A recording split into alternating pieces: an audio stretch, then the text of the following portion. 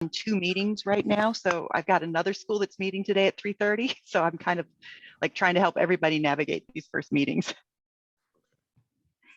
So let me go back then No problem. after the minutes before the election of officers. I would like to table the appointment of those two vacant seats to give everyone an opportunity to look for people to serve in those seats rather than me just doing it right now. If I could get a motion to table the appointment of those 2 vacant seats until next meeting. Can I just ask a question? Can we like submit nominations now, or should we send you like an email later, or what's the best way to go about that? To send it to me, send an email to me. Okay. And I'll bring all of those forward at the next meeting and allow everybody to vote on them. Okay. So I want to be clear where we are. There's a motion on the table to delay the vacant positions of the swing seat and the community member seat. Yes.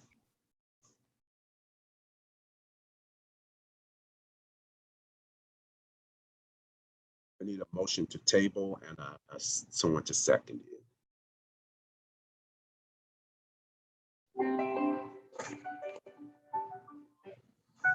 I second that since I don't have any nominations to bring. Got to give a motion first or move to, am Yeah. I saying that right? I move that we table the vacant positions of the swing seat and the community member seat to our next meeting. And Mr. Fassinger second that. Yeah, okay. I do second it. Okay. And so we will, it's been motioned to table the appointment of those 2 vacant seats to next meeting. And it's been second. All in favor say aye or raise your hand. Aye. Any opposed? Any abstention? Well, that's all of us. So it passes. Okay. Now we are able to move to the election of officers. The first office is the office of chair. And the chair, or let me give you some of the rules that must be followed. Nominations do not have to be seconded. A member may nominate themselves. A member may nominate more than one person for any position. A member may decline a nomination during the nomination process. Members may not serve more than 2 consecutive terms in the same officer position at the same school. Nominees do not have to leave the room during the nomination period or when a vote is taken. If there is more than one nominee per elected office, each nominee will be offered an opportunity to share why they think they should be elected to the seat. Newly elected officers will assume their position starting at the conclusion of this meeting and serve for 1 year or until a new officer is elected. All voting members have only 1 vote per seat. So the Go Team chair, it leads the meetings. That person will lead the meeting. You will work with me to develop the agenda and ensures that Go Team members have an opportunity to be heard. Now the floor is open for to receive chair nominations. Can I ask a question? Yes. Given that we have 4 members on the call and there are 4 officers, I'm wondering if we also potentially want to table this until we have like more people on the Go Team. Otherwise, everyone on this call is going to end up as an officer, which we may be fine with, but I just wanted to mention it. To table the election of officers due to the low number of members that are present until next meeting. I need anyone second it or? Second that. Okay. So the motion has been made to table the election of officers until our next meeting due to the low number of members that are present on the meeting today. All in favor, raise your hand. Any opposed? Okay, there you go. So it's unanimous, so the vote passes. And so we will table the election of officers until next meeting. Now we will move down to the review and approval of our public comment format. And I have that here. Want to see it, what it looks like.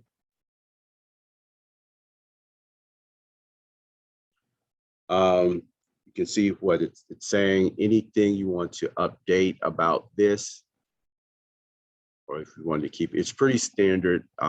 It's following, the Go Team's recommendation of what it should be.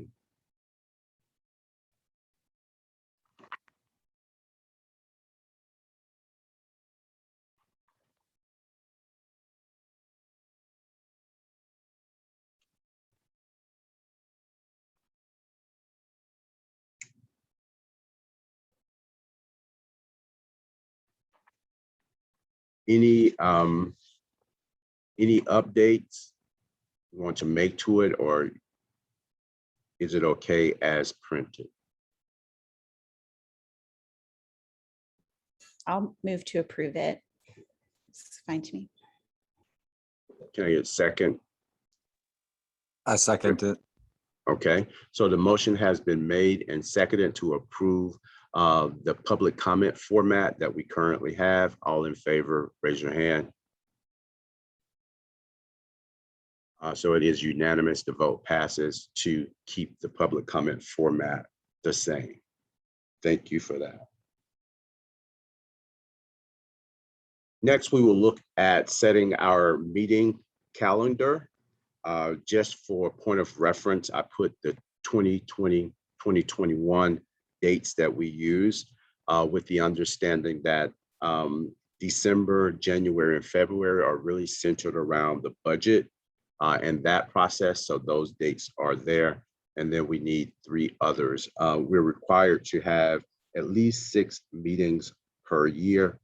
And so we can decide how we want to flush those out. And today will count as our first meeting, of course, as 1/9/1/21.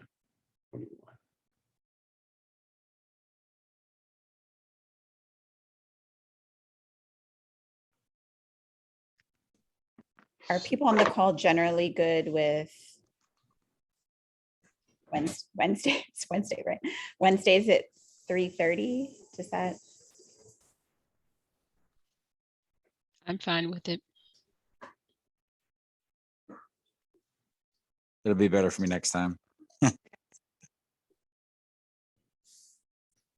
Should we just stick to that schedule? The Wednesday 3:30. Mhm. Okay, and then we can pick our days, the Wednesdays of each week. And we're already here in September, so our next meeting would be in October. I would say earlier rather than later, considering we have all this other business to take care of. So, excuse me, a couple of questions. One, considering that you couldn't get 3 out of your 7 members here today at 3:30, is that a good meeting time for them? And second point is you're tabling all of these items that are supposed to be completed by September 10th. So from the Go Team office, we really need you to complete those sooner than October, please. So we would appreciate if you could have your meeting sooner than the middle of October. Thank you. Okay. Is everyone available next week, September 8th to, oh, that's the day after it. Well, we'd have to either meet on September the 8th or September the 9th of next week.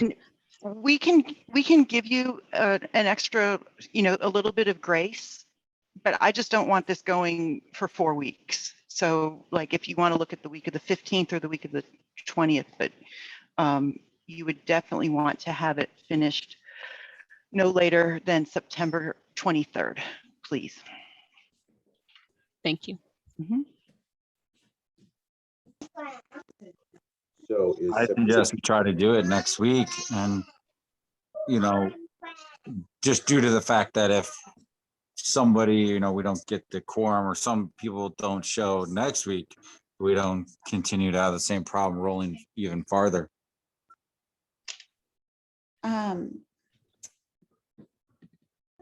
Agree. Who isn't here? Can we, do we know if there's just like an extenuating circumstance why they can't be here? Yeah, I saw Cornell just logged in. He is here. There's a parent, I can't remember her name, that is not here. Yes. Deanna, isn't it Mhm. Deanna? Yes. And Miss, I sent you a message about that, Principal Foster. Okay. I don't know if you saw in the chat. and Miss Fulmer is absent. She had a doctor's appointment that she couldn't make it to. Mhm.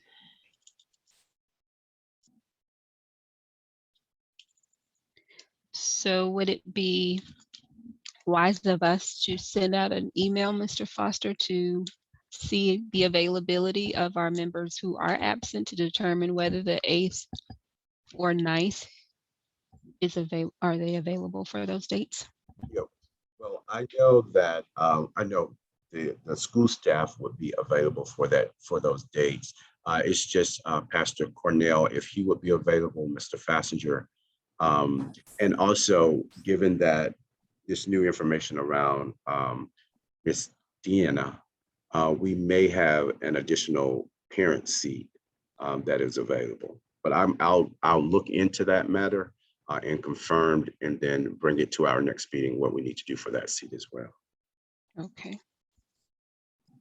But I'm fine with the I agree with Mr. Fassinger that I think we need to move quickly to get all of this done. And the 8th or the 9th, either one is fine with me.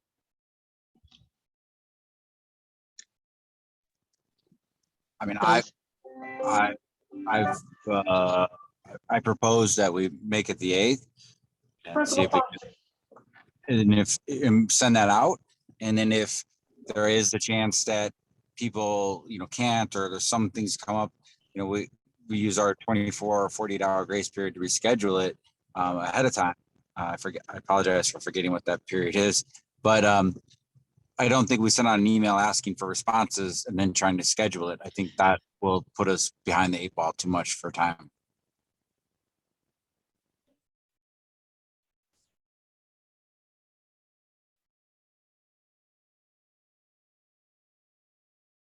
So are we okay with the 8th, 3:30, the 8th of September? Okay.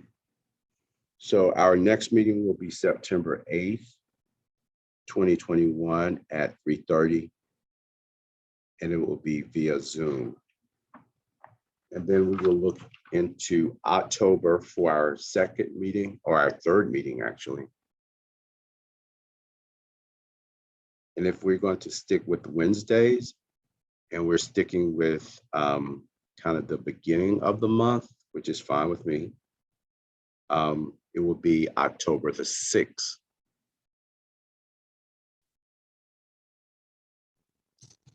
Is that the last day of in-class before fall break?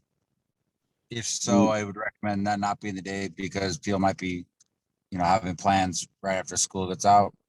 If not, I might have my days wrong. Yeah, it's not. No, that's the correct date. October the 6th is the correct day for what, Ms. Taylor? October 6th is the day before fall break, which I think Mr. Fassinger was indicating that he will be has plans to leave as soon as that time the school day is over. So, I do admit that. no, honesty is the best policy. Could we have it on maybe the 13th, the week after? That would be the second Wednesday of the month. Just for that particular, Yeah, maybe we could plan on the first Wednesday, but then if there are holidays or school breaks that sort of fall during those weeks, we can just move it forward by 1 week.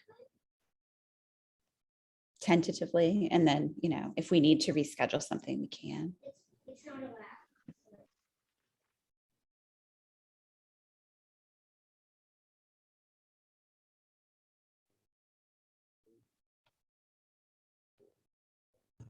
So it's. I agree with that.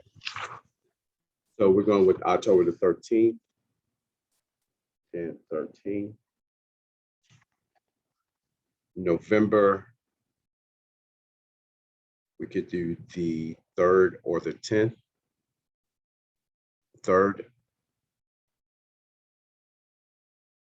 December is a very short month. Did we do? Yeah, we did do 1 and 2. It was November that we skipped. Do we want to continue? Want to skip because we do have the Thanksgiving break in November. I think if we do it in early November, maybe it would be better to skip, although I know we have budget stuff December, but it won't be much at that point. then we could just end the year out in November and then starting it in January. Okay, so we'll do November and then skip December. And so we'll move to January. So we'll do November the 3rd. We won't do December. And then January. Usually our meetings are around the 12th. And that's when I'll have the budget information. So if January needs to be a little bit later so that I'll make sure that that meeting has happened. So maybe the 19th or the 26th. Okay, we'll go with the 19th. If we haven't had that meeting by then, I think we'll just move it down to the 26th. Yeah. Okay, January. February. Again, given time after that initial budget meeting, we have the winter break on the 16th. I think the 9th and 2nd are too early. the 23rd. The 23rd.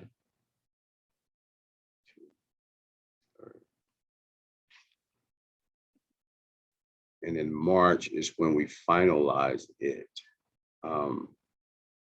March. So March is the 16th or the 23rd. Either one is fine.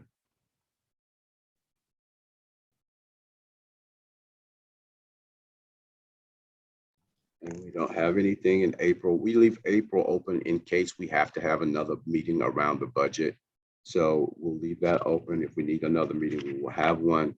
And then our final meeting in May. Excuse me, Mr. Foster, for March, was it the March 23rd. 23rd? Okay, just checking. Thank you. And so May is, I guess we can go back to the 4th, the first week.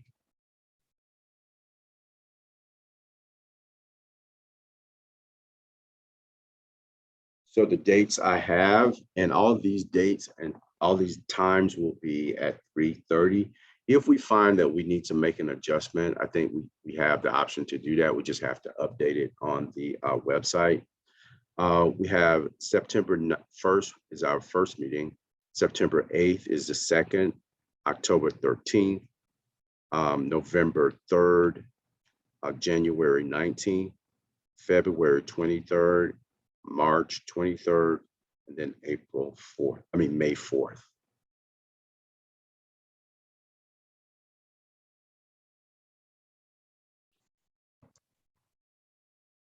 Can I get a motion to accept the meeting calendar for 2021-22?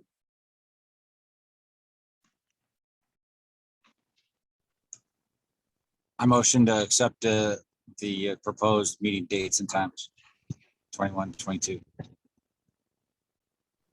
I'll second. Okay, so the motion has been made and seconded. All in favor, raise your hand. Any opposed? Okay. Any opposed? Any abstentions?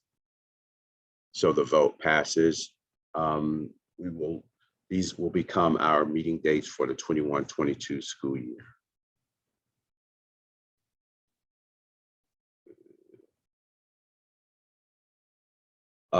Now we will look at to review, update, and adopt the meeting norms. These are the norms that we have currently.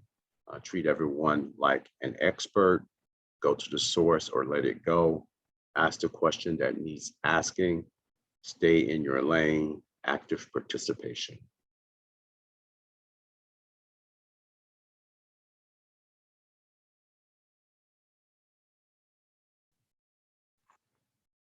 I don't know if I'd like, I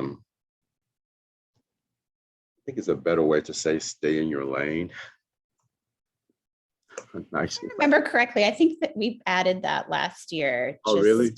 In as a nod to the purpose of the Go team itself and like what the Go team has discretion over versus what they don't. Right. Okay. So But that I helps agree me that out it's a lot. little. That helps me out a blunt. lot. So stay.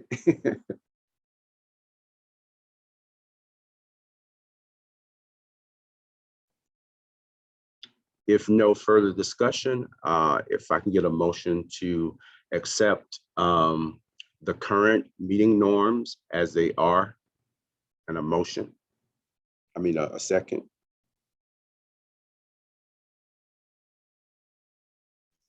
I move that we approve the, excuse me, what am I moving, y'all? I move Right. that we approve our Go Team norms as I is. second the mo- Okay, so it has been moved and seconded that we approve the meeting norms. All in favor, raise your hand. Aye. Any opposed? Any abstentions? So the vote passes. These will be adopted as our meeting norms for the 2021-22 school year. Thank you. And then we're back at the discussion items, the Family Engagement Committee. We've talked about possibly going ahead to create this committee, and it works. And representatives from that committee will inform the school-led Family Engagement Committee. Did I capture that? Okay.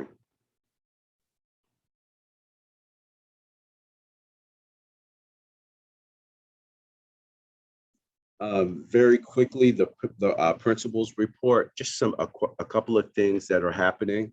Our enrollment, our projected enrollment was 534. Our actual enrollment is 493, which is good considering we no-showed like 75 students. And we're still at 493. We're thinking there are still a number of students that we know are out there that are just not coming to school. Parents have just decided that they're just going to keep them home. And we are working with those families to get them in or try to figure out some way that we can be assisting with their education. The district has kind of made it clear that we will not offer virtual options other than the AVA and one other program that they're pushing right now. But as it relates to the leveling process, I think we're in a good place because I budgeted for the possibility of having to or low enrollment. So we right now will not have to lose a teacher. We may have to move someone around, but hopefully we won't even have to do that because I also budgeted for an additional teacher. So hopefully we'll be okay where we are right now. The numbers are really low in third grade. in kinder, first, second, fourth, and fifth, they're either above or around average for whatever reason. In the third grade space, those numbers are really low. So hopefully after the holiday break, maybe we'll get more kids back. We'll see, but we are working to locate all of those families that we had to no-show to find out where the students are. So we are working, our social worker and care team is working to get that taken care of. Managing COVID-19 is just a day-to-day full-time job, managing it, but we are, as principals talk, there have been, we're in a really good situation. We haven't had as many as a lot of schools, but we have had our share of COVID cases. And when it happens, it's a process that can take the entire day, just managing that, contacting parents, contacting those people that may have been exposed, trying to figure out if they were on the bus, were they in aftercare. It's a lot to manage. The district is getting a person that they're going to designate to each cluster that will help manage contact tracing. But one person over an entire cluster will be just like throwing a piece of rice in sand. It's not really going to make a huge difference. But I think our protocol, even though if we don't get it right every time, and we're getting better each time, we're making sure that we're identifying, one, the positive case, and then those possible close contact, and contacting all the people that need to be contacted. We're still tightening up on our communication around that because it's just constantly changing, and needing to know, because and trying to give every family what they feel like they need, the information they need to know. So getting that up and prepared and running, we're doing that every single day. As it relates to PPE and all those areas, we're fine with all of those. We are noticing now that there are a number of kids that are arriving every day without masks.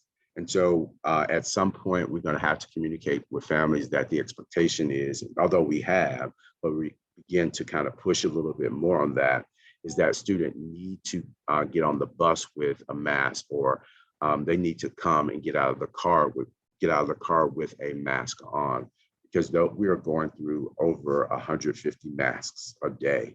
And this doesn't include the masks that teachers have in their classroom that they are given to kids because they drop it or they lose it, just being active throughout the day. So we got to be mindful. We got to keep an eye on our supply of masks, and particularly the kids' masks. We have a lot of adult masks, and those do not fit well for the kids. And so, and all the masks that the district is sending us, for whatever reason, maybe they're cheaper. They're sending the larger one. We've asked for the kids' mask. They said that they're going to send us more, so we're working with them on that. But all the other gloves, the hand sanitizer, the disinfectant wipes, we have all those plentiful of that for right now, so we're good with that. It's just a mask. We're not in a critical space just yet, but I don't want to get there. So we are working to plan around what we need to do around that. We are prepared if we have to move into that virtual learning space, and that whether it be for a single child, an entire class, or the entire school. We're ready to move into that space. All students have been issued their one-to-one device, and every student is able to bring that device home as long as the parents have signed the form that needs to be signed to allow us to send them home with the kids. Our IB updates, we are in the process of waiting for our visit date. We've submitted everything that we need to submit on our end, and we're just waiting for them to contact us and tell us that they will be here. Hopefully, our goal is that they'll be here sometime early winter, right after the fall break, or right after fall, and before we go home for spring break. So by the end of the year, it is our hope that we will be an IB authorized school. Any questions about anything in there? Principal Foster, this may have been shared in like a previous communication, but can you say what the percentage of students who have opted in for the surveillance testing is? Yes, it's about 36%. It's about 36% of our students. And do we have any sense of like, if there are Wait a minute, no, things no, that we could do to help increase the number? Like, I'm just wondering like what people's concerns are. Like, I remember last year, Michelle Ampong made that really nice video showing like how Right. quick and easy it was. And are there things that either the PTA or others could do to help, you know, increase those numbers? Do we have a sense of that? I do, and I made an error. That 36 was the staff number. It's more like 42, close to 50% for students. And every week that number goes up, particularly if there's a case in the classroom, then parents are more apt to say, okay, yeah, let's go ahead and do it.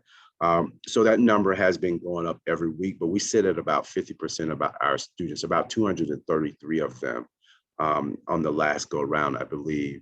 But for staff, of course, after the holiday, it's going to be mandatory. So all staff will be done twice a week. I'm not sure what the hesitancy is for parents. I think the video was a great idea. Maybe we need to push that back out again.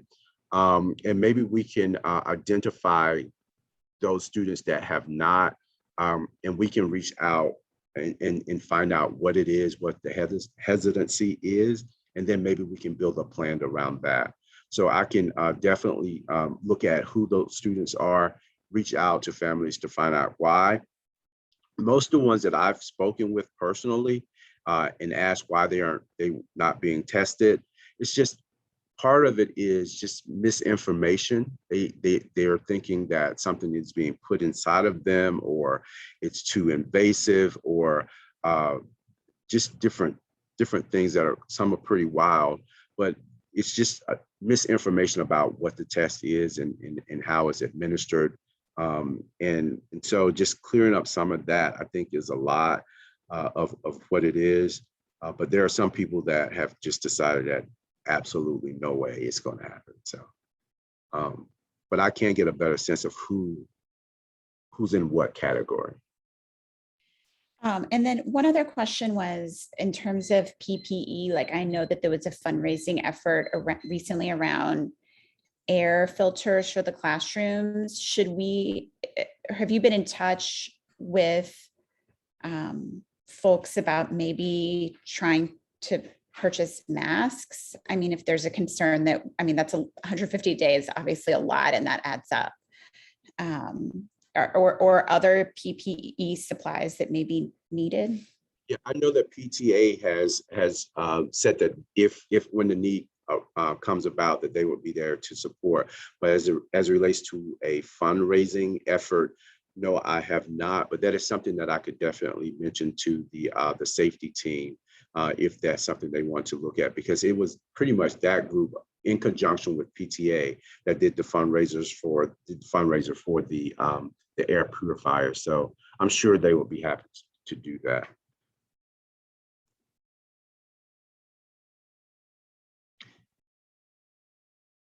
And then just other information, the COVID protocols, you know what those are, and we are updating those as we need to.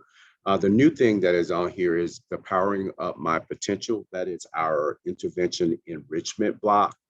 We've begun that process of putting students in that for 30 minutes a day. Right now, all of our students are just getting what they need, regardless of where they are. After the MAP, we want to begin pull students out for the enrichment piece. So right now, all students are engaged in the reading and math, responsive program where they are really getting information based on their level of understanding or grade level. After the MAP, then we'll begin placing students in the enrichment part of that. Our universal screener is the MAP assessment. I know We've used STAR for a long time, and parents have become very familiar with that. Now we will be using MAP, which is as good as well, STAR, but it's more widely used. I think there are like almost 40 states use MAP as their screener. So there's a lot of information about and how you can place kids in programs or on pathways that fit their projection. So we are happy about that. And as soon as we finish that, part of the parent-teacher conference will be centered around getting parents adjusted to that new testing information and what it means for their particular child.